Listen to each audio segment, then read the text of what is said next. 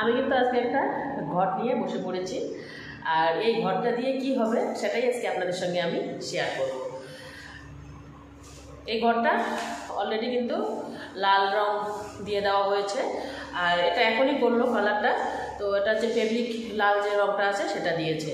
তো এটা হচ্ছে ঘর ডিজাইন করবে আমার বড় মেয়ে, স্কুলে একটা কাজ দিয়েছে, সেটা নববর্ষের জন্য।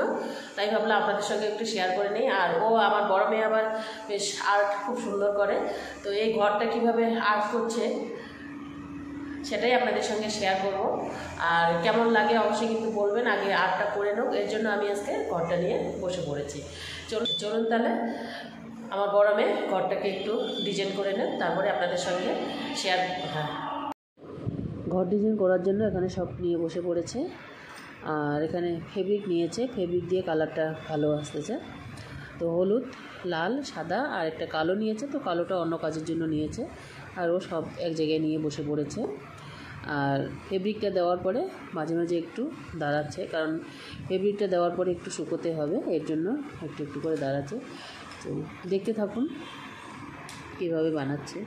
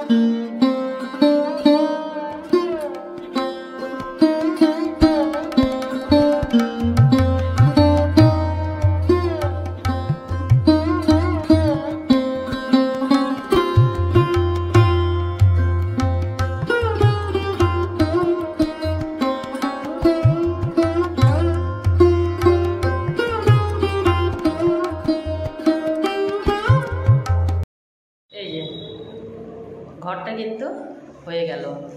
আর কেমন হয়েছে অবশ্যই কিন্তু কমেন্ট করে জানাবেন।